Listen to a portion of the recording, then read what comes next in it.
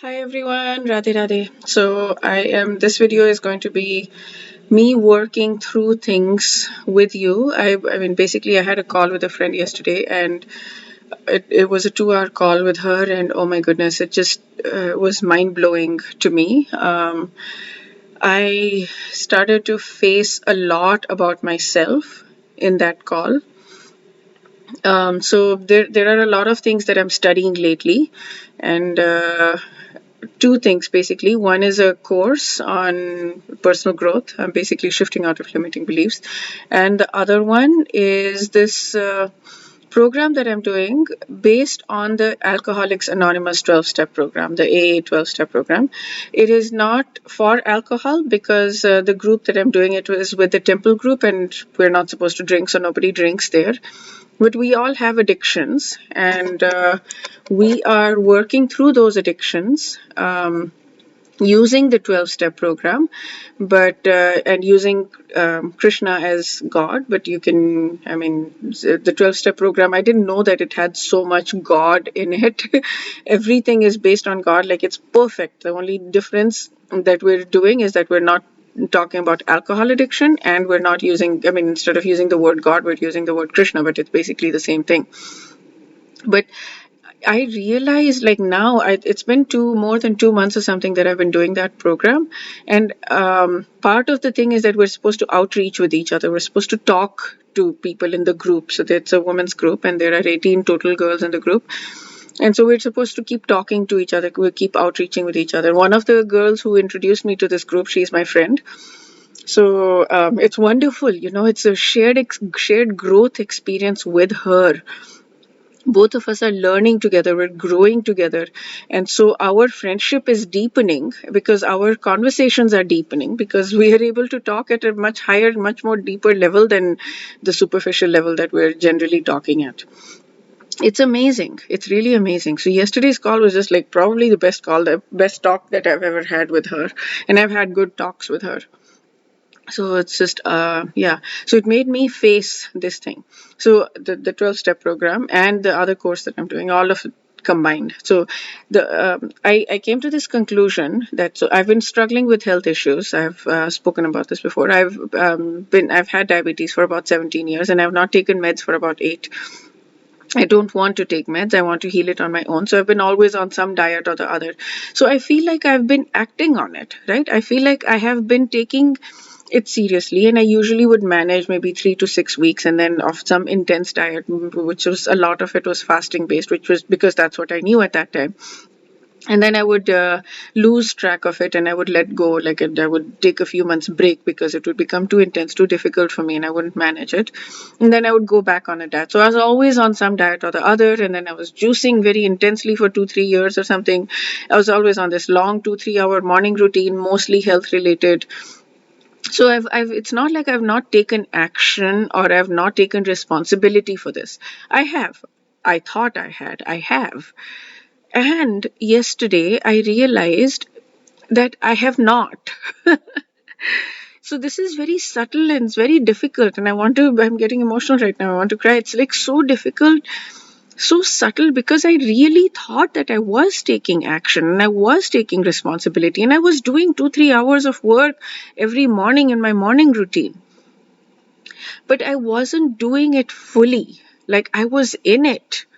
And I was trying, but I was like, okay, now I have tried. Now it's enough. Now the rest of the day, I'm just going to eat whatever I can. So I'm going to add good things. My thought was that I'm going to add good things into my diet. I'm going to add good things into my life. So I used to call myself that, like a Dr. Jekyll, Mr. Hyde. Like, in the morning, I'm the good person, and in the evening, I'm the bad person, because I wasn't giving it fully. And I would do it for 3 months, 3 weeks or something. But somewhere I was like, if I'm not getting results, then in 3 to 6 weeks or whatever my limiting belief was, if I'm not getting results, then I'm done. Then it's over. I can't do more. I had this belief in this thing that this is all I can do. I can't do more. That's the limiting belief. This is all I can manage. All I can manage is the morning. All I can manage is not eat well in the evenings. And all I can manage when I'm doing all the right things is 3 to 6 weeks. This was a belief that I had about myself. So, and I wanted to be rescued. I wanted something. I knew that this was not working, and I wanted to be rescued. I wanted some quick fix pill or some quick fix supplement or something. And even that I was not doing. Like, people had told me you should have fenugreek seeds, methi, and I was like, I haven't done that. I did that for a little bit. Or you should have karela, and I didn't do that. So then my mom signed me up for this program, and this was amazing because it managed to get me to a place of sustainability. So now I've been doing this for about maybe 5 months or something like this. And I've been on this diet, and I'm not perfect by any means. I still eat sugar, I still eat rice, all these things that I shouldn't be eating that raise my numbers like crazy. And I get dejected, but baseline, I have now found. So again, I thought, I'm taking action. I have taken responsibility. I am taking action. But what I realized yesterday was that there is a deeper level to it. I'm still not doing it. Whenever I go outside to the temple or something, I give in because, again, that's the best I can do. And it's okay. That is the best I can do in that moment. It's okay to do your best and be okay about that. But what I realized is I'm not fully still taking responsibility. I'm not still fully determining that this is it, this is the moment. I am going to make this happen. Somehow or the other, I am going to make this happen. I am not making it the deepest priority that I need to make it. And I have done it before. I have lost weight one time, and I looked at myself in the mirror, and when I was 35 pounds overweight, this was like, I don't know, 10, 15 years ago or something. And I was like, I am never going to gain another pound again. So it's not like I didn't have cheat meals at that time. I did have cheat meals at that time. But my entire life, for 3 or 4 months, I would go into this intense diet. I would note down everything that I was doing. And my numbers even came down at that time. But but I didn't continue for the sakes of my numbers. I gave up because what my goal was to lose weight because it was vanity. I wanted to lose weight because I didn't look good to myself. And I was like, this is not acceptable to me. Great, whatever the reason I lost weight, it worked great. But what I'm trying to say is that that was a decision that I made. And even now, when I came to this, it wasn't this decision that, yes, I am taking care of it and I'm going to do whatever I need to do no matter what. And I've said this, that I will do whatever I need to do no matter what. But I realized that there was a level deeper. Yesterday, I realized, I learned. And yes, we do whatever. I mean, whatever stage you're in, whatever thing that you're trying to achieve, whatever stage you're in, you just keep going.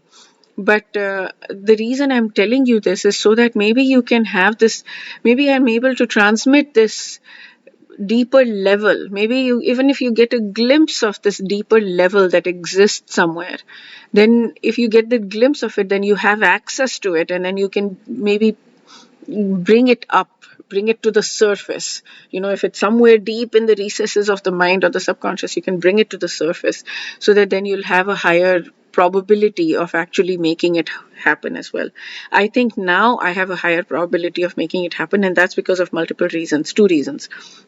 One is I was able to access that glimpse that, okay, so one of the things, how did I figure this out? What was the in for it? Like, what was the way that I managed to uncover this? That was that I was feeling resentment. I was feeling resentment towards somebody who I felt was not able to tell me, like, who was always making me feel guilty that I am not ever going to succeed, or I'm never going to be able to do anything in my life. I'm never going to be able to succeed. So I was feeling very resentful, and I was feeling angry, and I was just like talking about that. And then in this 12-step program, we're supposed to take inventory of our side of the road. What is my flaw? Why am I feeling resentment? And then as I was talking to this friend in this outreach call, I realized that the fact that I have resentment is proof, it shows that I am holding the other person responsible. It's like it's like subconsciously, not consciously, but the reason I am not able to do this is because you have told me that I will not be able to succeed. It doesn't matter what other people say. right? It is my responsibility. If I feel that my shields are not strong enough and the person is going to penetrate me, then I can withdraw. I can withdraw, not necessarily just withdraw by stopping all communication or anything, but I can withdraw the way I communicate or the extent to which I communicate, the things I communicate about. I can. But I'm trying to hold other people responsible. I'm trying to want to be rescued. Like, I don't want to put in the hard work. I'm being selfish. I don't want to put in the hard work. So there are four things there: resentment, fear, selfishness, and dishonesty. So I am being dishonest with myself when I'm saying that I am taking this on and I'm doing this and I'm doing whatever I can, because I'm not. Because somewhere I'm selfish and I don't want to put in the hard work, and I want other people to be held responsible. I want to blame, like, you are the reason I have not been able to do it. It is because of you. It is because you have said that I will not be able to succeed. And you should know better than that. You should know better than, like, but okay, they don't. The person doesn't know. It's okay, right? It doesn't matter if the whether the what the person is. I do need to protect myself. I'm not saying I don't need to protect myself, but the resentment doesn't get me anywhere. The resentment keeps me stuck. The resentment means I'm blaming the other person, I'm judging the other person, and I'm saying it is your fault. But it is not. That is dishonest. It is my fault. I am the one who needs to take this action. I am the one that needs to put in the work. I can't be selfish and just expect that other people are going to solve my problems. I need to be the one who needs to take this action and who needs to make this happen.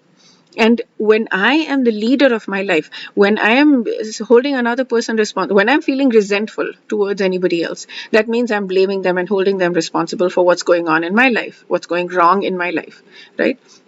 So when I leave that resentment, then I will be able to take responsibility and actually do this. So the resentment is a very big clue that somewhere I am not taking responsibility, somewhere I'm blaming the other person, I'm judging and blaming the other person, and I'm wanting to be rescued.